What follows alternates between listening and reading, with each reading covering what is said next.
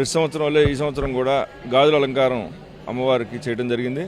ఇది మనకి యముడు వారి సోదరికి ఇచ్చిన వరం. ఈ రోజున ఆ యముడు ఆ సోదరి దగ్గరికి వెళ్ళి అష్టభోజనం ఆవిడ యొక్క వంటని, ఆవిడ చేసిన వంటని భోజించి ఆవిడకి ఇచ్చిన వరం ఇది, దీర్ఘాయుషుగా ఉండమని చెప్పి ఆ యముడు ఆ సోదరికి ఇచ్చిన వరం రోజు ఇవాళ.